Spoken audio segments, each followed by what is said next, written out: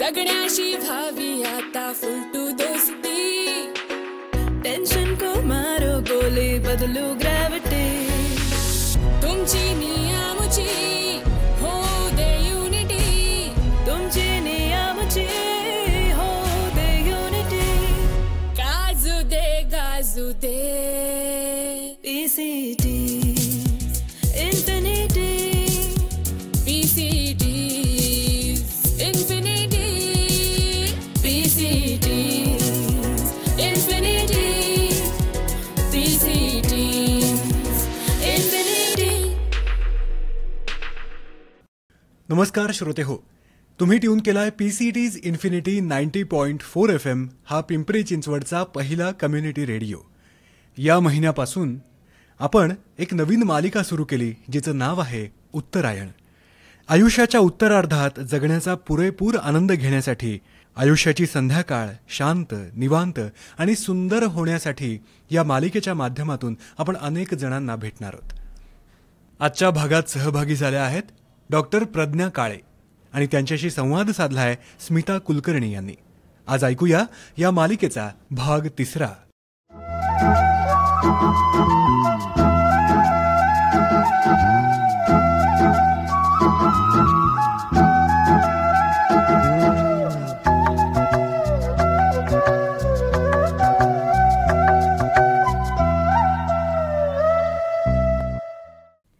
मना सज्जना तू न डायटिंग करावे, जे जे आवडे ते सारे मनसोक्त खावे, जो पथ्य करतो तोही वरतीच जातो, कुणी इथे कधी का कायम राहतो. श्रोते हो, या व्हॉट्सॲपवर मिळालेल्या विडंबन कवितेवरनं तुमच्या लक्षात आलंच असेल की आज आपण डाएट म्हणजे पथ्यपाणी या विषयावर बोलणार आहे. उत्तरायण या मालिकेत पथ्यपाणी या विषयावर बोलताना आता ही कविता पहिल्यांदा का घेतली याचं कारण असं आहे, जनरली आपण ज्येष्ठांकडून ऐकतो की काय सगळ्यांना मरायचंच आहे, वरती जायचंच आहे, आता सगळं मजा करून काय हवं तसं खाऊन पिऊन मस्त मरावं. हे सगळं अगदी बरोबर आहे, पण म्हणून आज ज्या आपल्या इथे पाहुण्या आल्यात डॉक्टर प्रज्ञा काळे, ज्या वैद्य क्लिनिकमध्ये कार्यरत आहेत, त्यांना मला मुद्दामून विचारायचं आवडेल की मनाचा आनंद वगैरे सगळं खरं आहे, पण स्पेशली वृद्धापकाळात डाएट आणि वृद्धापकाळ यासाठी वेगळा डाएटचा विचार करावा का खरंच तोलून मापून सांभाळून खाल्लं पाहिजे हे बरोबर आहे, पण सगळं कितपत खावं नाही खावं या प्रश्नापासून आपण सुरुवात करूया. अगदी स्मिताताई, आहार मूलम ही जीवितम म्हणजे आपल्या जगण्याचं मूळ हे खरं तर आहारच आहे. अन्न वस्त्र निवारा ह्यामधली पहिली प्राथमिक गरज अन्न हीच आहे. आणि माणसाच्या आयुष्याचे टप्पे जर आपण केले तर बाल्यावस्था, तारुण्यावस्था, प्रौढावस्था आणि वार्धक्यावस्था ह्या 4 अवस्था आहेत. मग या प्रत्येक अवस्थेमध्ये आहाराचा आपण वेगळा विचार निश्चित करतो. त्यामुळे ते करण्याची गरज का आहे हे आपण बघितलं ना, तर बाल्यावस्थेमध्ये शरीर तयार होत असतं नव्याने, म्हणजे शरीराची जडणघडण होत असते, त्यामुळे त्याला निश्चित वेगळ्या आहाराची गरज आहे. पण वार्धक्यावस्थेमध्ये मात्र मेटाबॉलिझम स्लो झालेलं असतं, चयापचयाचा वेग हा मंदावलेला असतो आणि त्यामुळे आहारात ठराविक बदल नक्की करावे लागतात. तसे जर केले तर आपण ना तुम्ही म्हणालात तसं सगळं चमचमीत खाण्याचा आनंद पण घेऊ शकतो आणि निरोगी पण राहू शकतो. वार्धक्यावस्थेमध्ये वातदोषाचं प्राबल्य शरीरामध्ये अधिक असतं. तुम्ही झीज म्हणा किंवा वातदोष म्हणा, अर्थ तोच की शरीर थोडं उतारायला लागलेलं असतं. बरोबर. त्यामुळे ह्यावेळेस जीवनसत्व, क्षार ह्याचा अधिक विचार करावा लागतो, पण वेगळ्या अंगाने. कारण जीवनसत्व, क्षार मिळत आहेत म्हणून आपल्याला थोड्या जड असणाऱ्या गोष्टी खायचा प्रयत्न केला तर त्याचा त्रास होऊ शकतो. यामुळे वेगळ्या अनुषंगाने त्याचा विचार करावा लागतो. गाडी नवीन असताना तिची काळजी घ्यावीच लागते, पण गाडी जुनी झाली ना की तिची अधिक काळजी घ्यावी लागते. तिला सांभाळावं लागतं, तिला जपावं लागतं. आता तुम्ही जे सांगितलं ना, वात प्रवृत्ती वाढते, म्हणजे ते मला अचानक म्हण आठवली की या आजारांनी ना मला आता वात आणलाय. तर डाएटमध्ये हे तुम्ही वात मुद्दामून सांगितलं तर याबद्दल जास्त सांगा. तुम्ही म्हटलात की जड खायला नको, पण मग कितपत समावेश कुठल्या कुठल्या गोष्टींचा करावा? कारण तुम्ही ऑलरेडी बोलल्याप्रमाणे क्षार, इतर प्रथिनं, प्रोटीन हे सगळं आम्हाला हवंय, फायबर आम्हाला हवंय. मग काय, कधी, कसं खावं, सर्वसाधारण आहार काय असावा याबद्दल काय सांगाल? अगदी संतुलित आहार हा सगळ्यांनाच हवा. बाल्यावस्थेपासून वृद्धावस्थेपर्यंत. फक्त थोडा सिलेक्टिव्ह राहूया. कसं ते बघूयात बरं. की वार्धक्यामध्ये वातदोष असतो, म्हणजे वाताला समान असणारे पदार्थ आपण खाल्ले तर नक्कीच वातदोष वाढणार आहे आणि वार्धक्यामध्ये वातदोषाने होणारी दुखणी, खुपणी हे आजार वाढणार. मग आपण काय करायला हवं? प्रोटीन्स तर हवेत. डाळी, कडधान्य ह्यांच्यामध्ये प्रोटीन्स आहेत, पण मूग ह्या कडधान्यामध्ये वाताचं प्रमाण कमी आहे. बरोबर. मग आपण हरभरा, चणा, पावटा हे पदार्थ 15 दिवसातनं एकदा, पण मूग मात्र आठवड्यातनं 2दा. तुरीची डाळ, मुगाची डाळ यांचा समावेश रोजच्या आहारात करायला काहीच हरकत नाहीये. म्हणजे प्रोटीनची गरजही भागली जाईल आणि त्रासही होणार नाही. तसंच मांसाहार, अंडी याचं असं आहे की आयुष्यभर केला असेल तर तो माफक प्रमाणात चालू ठेवावा. पण वार्धक्यावस्थेत प्रोटीन आवश्यक आहे, बी विटामिनला गरज आहे, म्हणून नव्याने त्याची सुरुवात मात्र करताना 10 वेळा विचार करायला हवा. म्हणजे अचानकपणे नवीन काहीतरी अटेम्प्ट करू नका. कधीतरी क्वचित खाणं, टेस्ट घेणं इज ओके. पण नव्यानं नवीन काहीतरी सुरू करून आता मी मटण बिटण खातो मला B12 वाढवण्यासाठी, तर हे अयोग्य. नव्याने तर अगदीच अयोग्य आहे, कारण त्याची शरीराला सवय नाहीये. तो शरीराला एक प्रकारचा शॉकच आहे. त्याचप्रमाणे गोष्ट पालेभाज्यांची आहे. रोज पालेभाज्या खापासनं दिवसात 2 वेळा पालेभाज्या खापर्यंत. कारण पालेभाज्या तर पोट साफ करतात, हेच एक जनरली सगळे मानतात आणि म्हणून तो अट्टहास असतो की लिफी व्हेजिटेबल्स गेले पाहिजे, जे योग्य आहे. पण आपण असं म्हणूयात की आपल्याला बहुदुधी, आखूड शेंगी असं बघायचंय. मग पालेभाज्यांच्या मध्ये सेल्युलोज आहेत, त्याप्रमाणे फळभाज्यांच्या मध्ये सुद्धा आहेत. माफक प्रमाणात कोशिंबिरी खाल्ल्या तर त्यात सुद्धा आहेत. आपण रिफाईंड फ्लोअर किंवा मैद्याचा वापर फार माफक करतो, त्यामुळे आपण जे काय पोळी, ज्वारीची भाकरी खातो त्यातनं सुद्धा ही गरज काही प्रमाणात भागत असते. म्हणून पालेभाजी जड आहे, वातूळ आहे, त्यामुळे तिचा समावेश आठवड्यात एकदा किंवा माफक असावा. आणि बाकी फळभाज्या, शिजलेलं अन्न हे अधिक प्रमाणात घ्यावं, कारण अधिक कच्चं हे सुद्धा वार्धक्यावस्थेत पचतच असं नाही. त्यामुळे थोडंसं शिजवलेलं अन्न आहारामध्ये नेहमी असावं. डाळी, कडधान्यांच्या बद्दल जसं आपण बोललो तसं काही कल्पनांप्रमाणे अजिबातच तेल, तूप नको असं नक्कीच नसावं. फॅट सोल्युबल विटामिन्स ही पुरेशा प्रमाणात मिळायला हवी असतील तर तुपाचा आहारामध्ये समावेश असणं अत्यावश्यक आहे. पचनशक्ती ही वयानुसार कमकुवत होत असल्याने सोपा आहार घ्यायचा आहे, पण तो परिपूर्ण असायलाच हवा आणि त्यासाठी आपण सिलेक्टिव्ह राहायचंय. बरोबर. तर पथ्य हे गरजेचं आहेच. पथ्य या शब्दावरून मला डॉक्टर स्वप्ना कुलकर्णी यांनी एक कविता केलेली आठवली. मंगेश पाडगावकरांची प्रेम म्हणजे प्रेम असतं, तुमचं आमचं सेम असतं. याचं विडंबन केलंय थोडंसं. त्या स्वतः डॉक्टर असल्यामुळं त्यांनी आपल्या पेशंट्सच्या बाबतीतला अनुभव सांगितलाय. त्या म्हणतायत, पथ्य म्हणजे पथ्य असतं, पथ्य म्हणजे पथ्य असतं, तुमचं आमचं मुळीचं सेम नसतं. काय म्हणता? या ओळी चिल्लर वाटतात, आरोग्याच्या दृष्टीनं थिल्लर वाटतात. असल्या तर असू देत, वाटल्या तर वाटू देत, तरी सुद्धा पथ्य म्हणजे पथ्य असतं, तुमचं आमचं सेम नसतं. पथ्यवित्य झूट म्हणणारे पेशंट आम्हाला खूप भेटतात. पथ्य म्हणजे केवळ स्तोम असं त्यांना वाटत असतं. असाच एक पेशंट म्हणाला, आम्ही कधी आयुष्यात पथ्यबिथ्य पाळली नाही. एवढे मोठे आजार झाले तरी खाण्यापिण्यावर काही कधी कंट्रोल केला नाही. आमचं कुठे काही अडलं का? पथ्याशिवाय काही नडलं का? कपाळावर हात मारून मी इतकंच म्हटलं, अहो पथ्य म्हणजे पथ्य असतं. वय वाढत चाललं की एक एक आजार जडू लागतात. दवाखान्याच्या फेऱ्यांनी खिसे रिकामे होऊ लागतात. आठवतंय ना, हॉस्पिटलमध्ये ॲडमिट करायची वेळ झाली तेव्हा रूम नुसती औषधांनी भरली होती. रिपोर्ट्सवर रिपोर्ट करून कंटाळलो, इन्शुरन्सचे पेपर भरून भंजाळलो. पण वेळीच सावध झालो असतो तर चाललं असतं. अहो, या पथ्यानेच तुम्हाला अगदी अलगद वर काढलं असतं. तुम्हाला ते पटलं होतं, मला सुद्धा पटलंच होतं, कारण पथ्य म्हणजे पथ्य असतं. भर दुपारी उन्हात कधी अपॉइंटमेंटसाठी फिरला असाल, घाबरलेल्या नजरेनं डॉक्टरांच्या केबिनमध्ये शिरला असाल, तेव्हा लक्षात ठेवा, पथ्य हेच औषध असतं, तेच रोगाचा कायमस्वरूपी इलाज असतं. पथ्य नेहमी सोपं असतं, केलं तर अगदी फायद्याचं असतं. अहो, रात्री लवकर झोपणं हे सुद्धा पथ्य असतं. संध्याकाळनंतर आंबट पदार्थ न खाणे, रात्रीचं दही न खाणे, अहो हे सुद्धा पथ्यच असतं.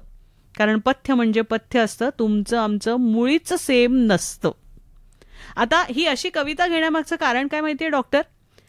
जनरली मी बघते आता व्हॉट्सअप युनिव्हर्सिटीमुळे आयुष्यात जगात सगळेजण डॉक्टर झालेत. रोज कसले तरी त्याच्यावरती येणाऱ्या रिकमेंडेशन्सवरनं सगळेच जण, सगळ्याच एज ग्रुपमधले, फक्त ज्येष्ठच असं नव्हे, सगळेजण वेगवेगळी चूर्ण, वेगवेगळे डाएट्स फॉलो करायच्या नादात असतात. किंवा कधी सणासमारंभात भेटलं तर स्पेशली ज्येष्ठांचा हाच विषय असतो, अरे मी ना ती चूर्ण मिक्स केली, मला त्याचा गुडघ्यासाठी फार फायदा झाला. रोज सकाळी मी काढा घेतो बघ, किंवा फिरायला जातो तिथं ते कारल्याचा ज्यूस, ह्याचा ज्यूस, त्याचा ज्यूस, ते घेतलं ना की पोट अगदी साफ होतं बघ, तू पण सुरू कर. मग लगेच आपल्यालाही वाटतं, अरे वा, त्याला फायदा झालाय, मला पण झालाय. आणि म्हणून ही कविता की पथ्य असतं, तुमचं आमचं सेम नसतं. तर हे प्रत्येकाचं वेगळं का, आणि मग हे कितपत व्हॉट्सअप युनिव्हर्सिटी सल्ले फॉलो करावेत किंवा काय करावे, याबद्दल तुमचं मत काय? व्हॉट्सअप युनिव्हर्सिटी किंवा सोशल मीडियावरतून मिळणाऱ्या नॉलेज हा कधी कधी ना डॉक्टरांच्या खूप त्रासाचा विषय होऊन बसलाय. खरंय. त्यामध्ये आपण मगाशी आहार घटकांबद्दल बोललो, तसं व्हॉट्सअप युनिव्हर्सिटीमुळे ना थोडं पाण्यामुळे पण माणसं कन्फ्यूज झाली आहेत की पाणी कधी प्यावं, कसं प्यावं, किती प्यावं, याबद्दल सगळ्यांच्यात खूप कन्फ्युजन्स निर्माण झालेली आहेत. याबद्दल मला बोलायला खूप आवडेल की सकाळी उठल्याबरोबर आपण 1 लिटर पाणी पितो, इथपासून ते दिवसात 8-9 लिटर पाणी पितो सांगणारी माणसं आम्हाला भेटतात. पण आपण गाडी आयडलिंगवर ठेवल्याशिवाय चालू करतो का हो? गाडीचं इंजिन सुरू व्हायला जर वेळ दिला पाहिजे, मग आपलं शरीर सुरू व्हायला पण आपण वेळ दिला पाहिजे. त्यामुळे सकाळी उठल्यावरती 1-1 घोट तोंडामध्ये 1-1 मिनिट धरून प्यावा, आणि असे फक्त 4 घोट पाणी तोंड धुतल्यानंतर प्यावं आणि दिवसाची सुरुवात करावी. कारण आपली अन्ननलिका ना मांसल अवयव आहे, त्यामुळे ते कोलॅप्सिबल स्ट्रक्चर आहे. हळूहळू पाणी जायला लागलं की ती सुरू व्हायला लागते. त्यामुळे घटाघटा 1 लिटरभर पाणी पिणं हे अनेक आजारांचं कारण असू शकतं. बरोबर. त्यामुळे ह्या बाबतीत सावध असायला हवं. मग जेवणानंतर पितो, जेवताना पितो, जेवणाआधी पितो, याचं काय आहे? तर जेवताना पाणी पिणं हे आरोग्यदायी आहे. ते थोड्या थोड्या प्रमाणात प्यावं. लक्षात घ्या, थोड्या थोड्या प्रमाणात घ्यावं हे सांगितलंय. अगदी. भोजनेचे अमृतम वारी, भोजनांते विषप्रदम. भोजनाच्या शेवटी प्यालेलं पाणी हे विषासमान आहे. म्हणजे लगेच काय त्रास होणार आहे का असं नाही, पण ते आपल्याला निरोगी ठेवणार नाहीये. निरोगी राहायचं असेल तर जेवताना मध्ये मध्ये पाणी प्यायला हवं, तर आपल्या पचनावरती त्याचा चांगला परिणाम होतो. म्हातारपणी काही आजारांमुळे तोंडाला कोरड पडते, तेव्हा अशा आजी आजोबांनी तोंडात थोडं थोडं घोटघोटभर पाणी मध्ये मध्ये प्यायला हरकत नाहीये. 2 जेवणांच्या मध्ये आपल्याला शरीर सांगेल ना की पाणी पी, त्याप्रमाणे पाणी प्यायचं. अगदीच दुर्लक्ष होत असेल तर मात्र लक्षात ठेवून थोडं थोडं पाणी प्यायला हवं. यातला महत्वाचा मुद्दा आहे, इतर सल्ल्यांपेक्षा प्लीज लक्ष ठेवा आपली बॉडी, आपलं शरीर आपल्याला काय सांगते. मग ते व्यायामाच्या बाबतीत असेल, मग ते भुके तहानेच्या बाबतीत असेल, मग ते विश्रांतीच्या बाबतीत असेल, शरीर सांगतंय त्याकडे आपण आजपर्यंत दुर्लक्ष केलेलं असतं. कारण करिअर, नोकरी, चाकरी, ट्रॅव्हल, प्रवास या सगळ्यात लक्ष द्यायला वेळ मिळालेला नसतो. पण आता ही इट्स हाय टाइम म्हणतो तसं झालंय. शरीर काय सांगतंय याकडे लक्ष द्या. बरोबर.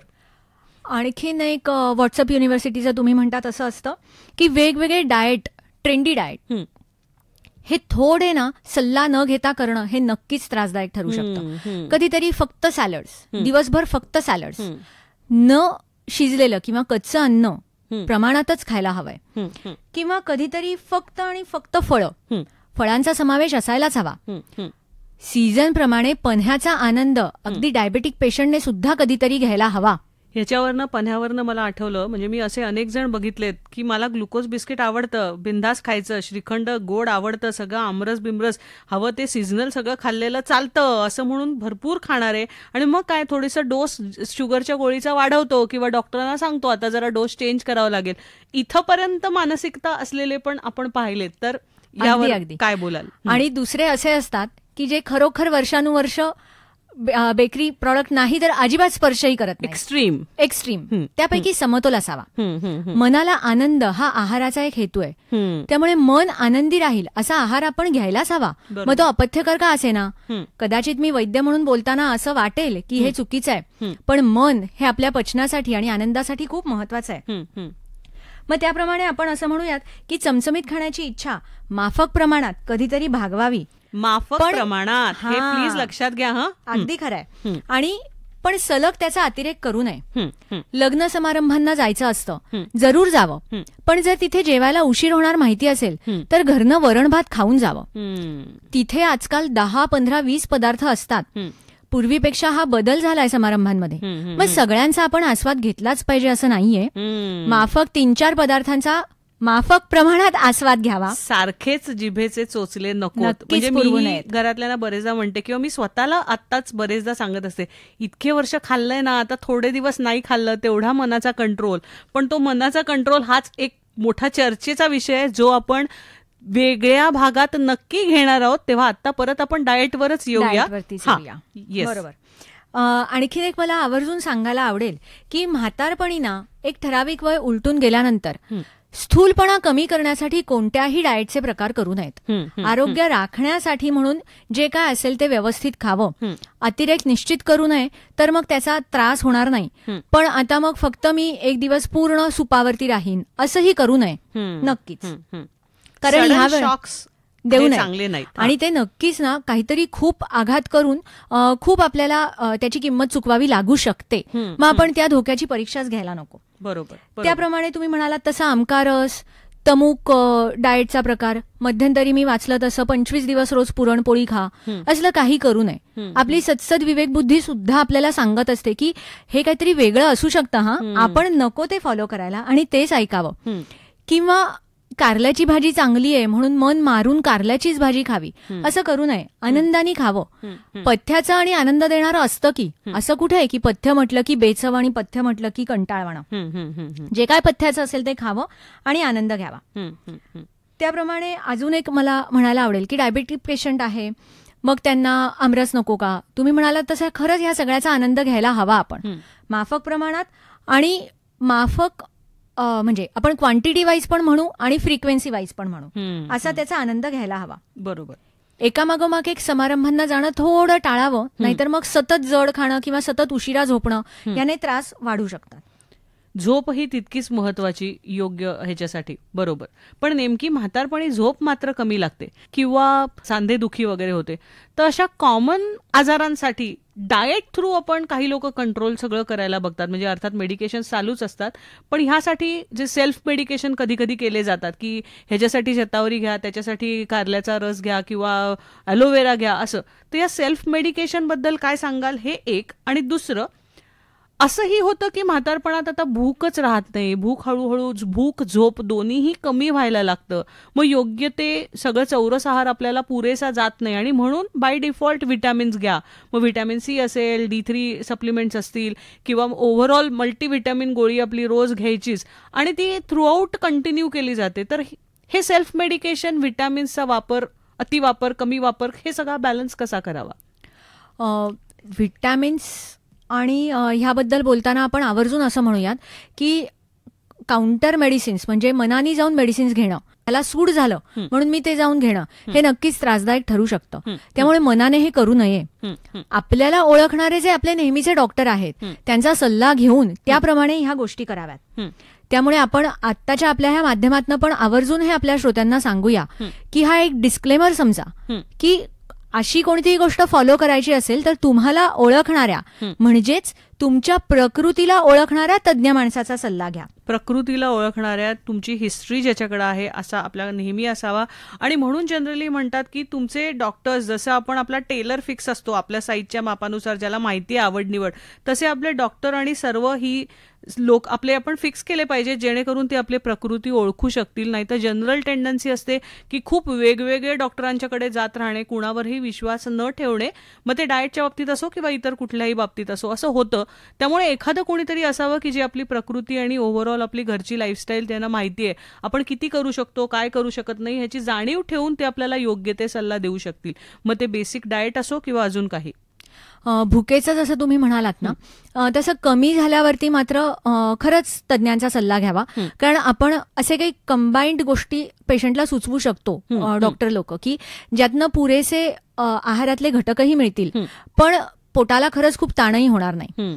मग त्यासाठी आपण अशी काहीतरी, आपण खरंच आता असं बोलता बोलता म्हणतोय तसं, एक साडी आपल्याला दुकानदार देतो तशी चालत नाही, तर आपल्याला गोळी मात्र सगळ्यांना सारखीच कशी बरं समजेल किंवा कशी बरं पटेल शरीराला. त्यामुळे आपण त्याचा वैयक्तिक लेवलला विचार करून बदल करायला हवेत. बरोबर. एक आपल्या संस्कृतीमध्ये म्हणूयात किंवा आपल्या एक परंपरेनुसार आलेले तिळासारखे घटक आहेत किंवा आपण असं म्हणूयात की सीझनल आपल्याकडे आवर्जून केल्या जाणाऱ्या गोष्टी आहेत की त्या गोष्टींचा समावेश असेल ना तर त्या सीझनला त्या गोष्टी आपल्याला पुरेशा प्रमाणात सप्लाय करू शकतात. सो थोडक्यात डॉक्टर, हा आजची चर्चा संपवण्यासाठी जे सर्वांना माहिती आहे पण खरंच त्याच्यासाठी प्रयत्न केला पाहिजे की आपल्या प्रकृतीनुसार, ऋतूनुसार आणि सगळ्यात महत्त्वाचं जे आपल्या संस्कृती परंपरेनुसार आहे, जे सर्व माफकपणे केलं तर चालेल. आणि शिवाय सल्ला आपल्या डॉक्टरांचा जरूर घ्यावा सगळ्या बाबतीत, तर नक्कीच आनंदी वृद्धत्व जायला मदत होईल. डॉक्टर प्रज्ञा, तुमच्याशी बोलून खूप छान वाटलं. श्रोते हो, तुम्हालाही हा भाग कसा वाटला जरूर सांगा. तुमच्या डाएटविषयी काही शंका असल्या तर जरूर विचारा. पुन्हा भेटूया पुढच्या भागात खास ज्येष्ठांसाठी असलेल्या उत्तरायण या मालिकेत. धन्यवाद.